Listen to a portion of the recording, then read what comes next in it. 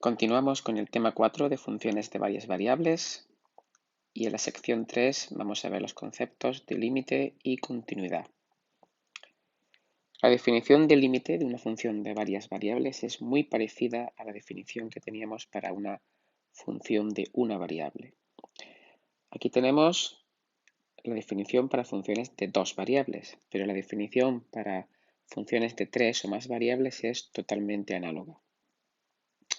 Y es que sea f una función definida en un dominio de R2 real. Pues diremos que el límite cuando x y se acerca a un punto a1, a2 de f de x es igual a L, si la función f se puede acercar todo lo que queramos a L cuando x y se acerca lo suficiente a a1, a2. Gráficamente lo que tenemos es un punto a1, a2 y nos vamos acercando cada vez más a este punto a1, a2. Entonces, si la función se acerca a L todo lo que queramos cuando nos acercamos a el punto lo suficiente, diremos que el límite de esa función es L. Recordad que en funciones de una variable, funciones del tipo f de x, que viven en la recta real, tú te puedes acercar al límite por la izquierda o por la derecha, y no había más posibilidades. Pero en una función de dos variables nos podemos acercar al límite por multitud de direcciones. Cualquier recta que se acerque a ese punto puede ser el camino para calcular el límite. Incluso podemos acercarnos al límite mediante una curva. En esta sección vamos a calcular dos tipos de límites: los límites reiterados y los límites direccionales según rectas. En los límites reiterados, para funciones de dos variables, lo que se hace es que para calcular el límite, cuando nos acercamos a un punto a1, a2, es que en primer lugar se calcula el límite en una dirección. Se calcula el límite para una de las coordenadas. Por ejemplo, cuando y tiende a a2. Después se calcula el límite para la siguiente coordenada, cuando x tiende a 1. Y también podemos calcular el límite cuando nos acercamos en sentido contrario. Si aquí tenemos de nuevo el punto a1, a2, pues primero podemos acercarnos en la dirección del eje x, es decir, cuando x tiende a 1, y después en la dirección del eje y, es decir, cuando y tiende a 2. De forma que en el primer caso el límite cuando x y tiende a 1, a 2 de f de x y calculamos calculando primero el límite cuando y tiende a 2 de f de x y a ese límite le calculamos después el límite cuando x tiende a 1. Aquí lo veis. Aquí lo veis. Primero me estoy acercando cuando y tiende a 2, o sea, primero llego a la coordenada y del límite y primero calculo este límite. Una vez que lo tengo hecho, ahora me acerco por la x, en la dirección de x, cuando x tiende a 1, y calculo este segundo límite, un límite reiterado. En el segundo caso, el límite cuando x y tiende a 1, a 2 de f de x y es igual a calcular primero el límite cuando x tiende a 1, f de xy, y posteriormente el límite cuando y tiende a 2. Aquí de nuevo, primero me he acercado hasta la coordenada x del punto, es decir, primero he hecho x tiende a 1 en esta dirección, eso es este límite, y a ese límite le he calculado el límite cuando y tiende a 2, que es este de aquí.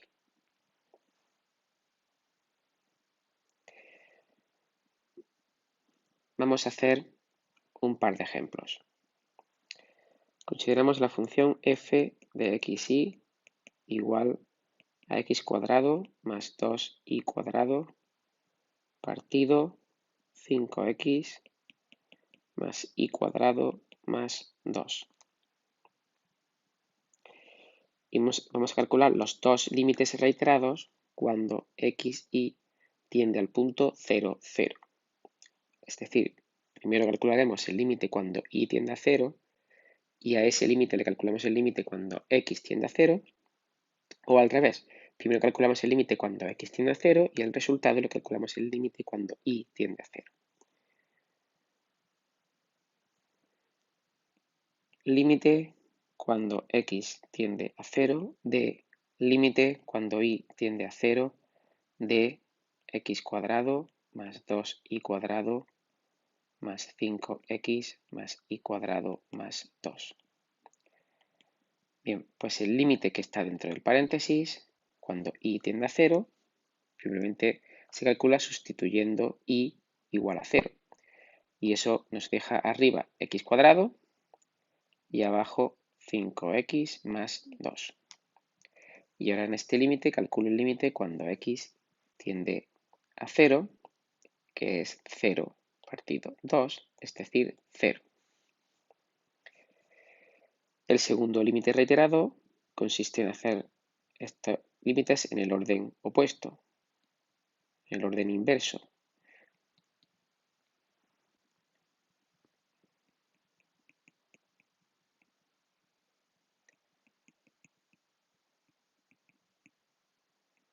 Primero calculo el límite cuando x tiende a 0. Y este límite cuando x tiende a 0, pues sustituyendo x igual a 0, me queda arriba 2y cuadrado y abajo y cuadrado más 2. Y ahora cuando y tiende a 0, esto es 0 partido 2, otra vez 0. En este caso los límites reiterados coinciden. Consideramos ahora un segundo ejemplo con la función f de xy igual a x cuadrado más 2y cuadrado partido 5x más y cuadrado. Calculamos primero el límite reiterado en el que primero toma el límite cuando y tiende a 0 y después el límite cuando x tiende a 0. El límite cuando y tiende a 0 que hay dentro del paréntesis vale x cuadrado partido 5x. Y si simplificamos este límite vemos que en realidad vale x partido 5, que cuando x tiende a 0 vale 0. El segundo límite reiterado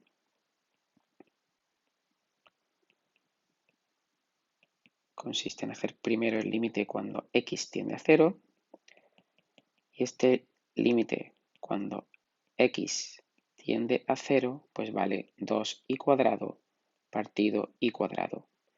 Aquí se simplifica otra vez y vemos que esto da simplemente 2 porque las y se van. Aquí los límites reiterados son distintos y es porque si vemos la gráfica de la función vemos que cuando nos acercamos en la dirección de x tendiendo a 0, el límite vale 0, como vemos aquí.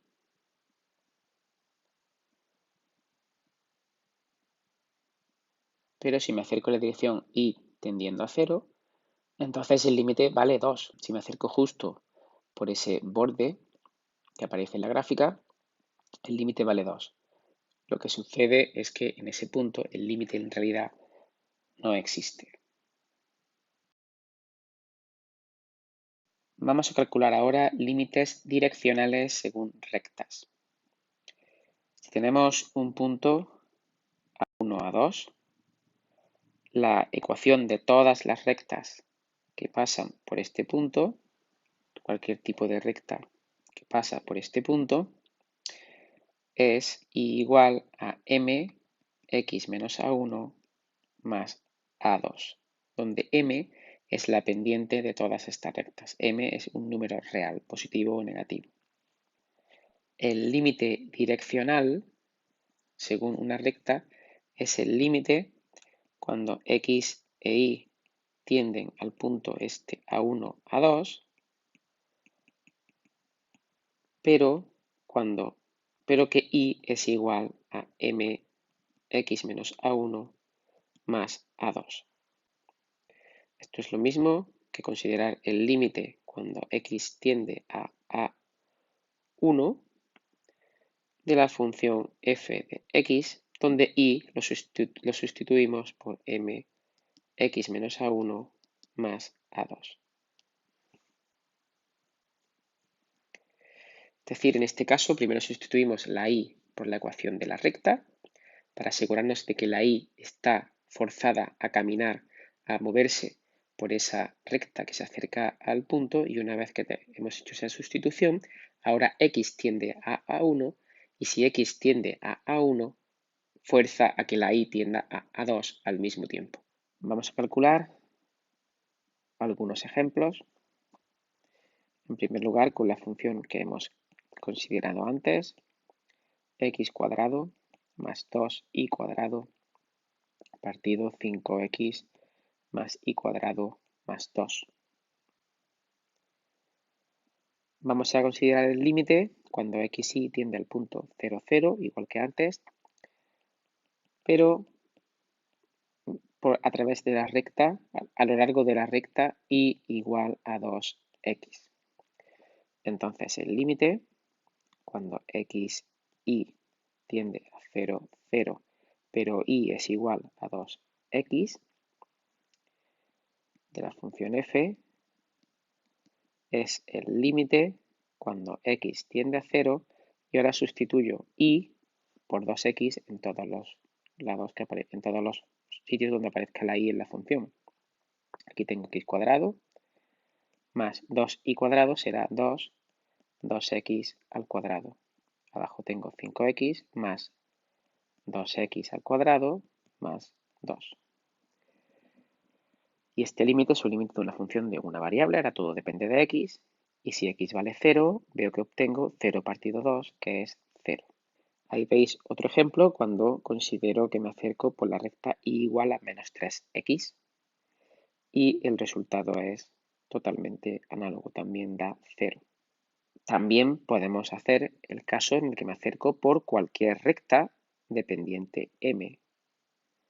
En este caso, el límite cuando x y tiende al punto 0, 0 y y es igual a mx de la función f, esto es el límite cuando x tiende a 0 de 5x cuadrado más 2mx al cuadrado, que es la y, y abajo tengo 5x, voy aquí arriba son 5, 5x más mx al cuadrado más 2. Y si x vale 0, esto de nuevo sale 0 partido 2, que es 0. Es decir, que en esta función, si me acerco al punto 0, 0 por cualquier recta, me sale siempre el límite 0. Vamos a considerar ahora el segundo ejemplo. En el segundo ejemplo, simplemente yo aquí no tenía el sumando 2. Si quito ese sumando, es decir, tengo este caso, tengo esta función de aquí, y vamos a considerar que me acerco a lo largo de cualquier recta igual a x, es decir, estoy haciendo esta cuenta, pero con un 2 aquí quitado. ¿Cuánto vale ahora este límite? Pues este límite, para calcularlo, veo que me sale 0 partido 0, puedo hacer L'Hopital o también puedo dividir arriba y abajo por x, es decir, puedo simplificar una x en todas partes y me quedaría x más 2m cuadrado x, quito una x, aquí quito una x del 5, me queda un 5 solo, y de m cuadrado x cuadrado me queda m cuadrado x. He dividido arriba y abajo por x, y si ahora sustituyo x igual a 0, esto es igual a 0 partido 5, es decir, 0. Con lo cual obtengo que si me acerco al punto 0, 0 a lo largo de cualquier recta dependiente m, todos esos límites valen 0. Pero recuerdo que esta función tenía dos límites reiterados distintos, porque el segundo límite reiterado era cuando me acerco a lo largo de la dirección y, del eje y, y el eje y no está representado en este conjunto de rectas, porque sería una recta dependiente infinita con m igual a infinito. Es decir, que cuando yo calculo los límites a lo largo de rectas, de esta forma, me está faltando el límite a lo largo del eje y, que es una recta, y que sería el límite reiterado, donde primero calculamos el límite cuando x tiende a 0 y segundo el límite cuando y tiende a 0. Ese sería el límite que se acerca a lo largo del eje y, que era el que salía 2, si recordáis, cuando lo calculé antes para esta función.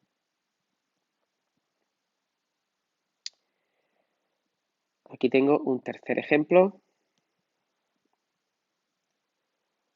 con la función f de x y igual a x cuadrado más 2y cuadrado partido x cuadrado más y cuadrado. Me voy a acercar al punto 0, 0 a lo largo de cualquier recta dependiente m.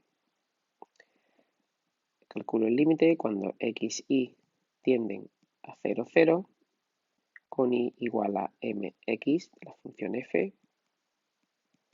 Esto es igual al límite cuando x tiende a 0 de x cuadrado más 2 mx al cuadrado, x cuadrado más mx al cuadrado. Este límite sale de nuevo 0 partido 0, pero siempre en todas las partes que aparece una x, en realidad está x al cuadrado, así que puedo dividir arriba y abajo, numerador y denominador, lo puedo dividir por x cuadrado y obtengo 1 más 2m cuadrado partido 1 más m cuadrado. Es decir, que este límite depende específicamente de cada recta a lo largo de la cual nos acerquemos al punto 0, 0. Si representamos gráficamente esta función, vemos que efectivamente, según el punto por el que me acerque al origen, al punto 0, 0, según la recta a lo largo de la cual me acerque al punto 0, 0, ahí lo vemos que el límite es distinto. Aquí cuando giramos la función vemos que en esta dirección el límite vale 0, pero conforme la giro veo cómo sube el límite y cuando llegamos a la dirección del eje y, el límite vale 2. ¿Qué podemos deducir entonces de la existencia de límites y de continuidad? Pues en el caso de las funciones de una variable, ya lo dije antes, al límite se puede llegar por dos caminos, o por la izquierda o por la derecha. Y decíamos que el límite existe cuando esos dos límites laterales coinciden. Aquí, en el caso de funciones de varias variables, hay muchos más caminos y muchas más formas de calcular el límite. No solamente están los límites retirados y las líneas rectas, también podemos acercarnos a lo largo de parábolas o de otro tipo de curvas. Entonces, por ejemplo, si nos encontramos, como antes ha sido el caso, que los límites reiterados existen pero no coinciden, entonces ya podemos decir que el límite global no existe. Porque el límite global, si existe, es único. No vamos casi nunca a determinar si existe el límite global, porque habría que calcular todos los posibles límites y son infinitos. pero si encontramos dos límites que ya son distintos, podemos asegurar que ese límite global no existe. Y, por supuesto, una función es continua si existe el límite global de la función en un punto y coincide con el valor de la función en dicho punto.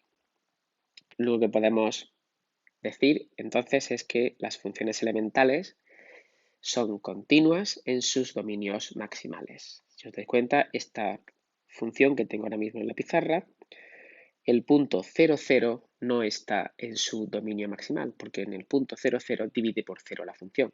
Así que ese punto no está en el dominio.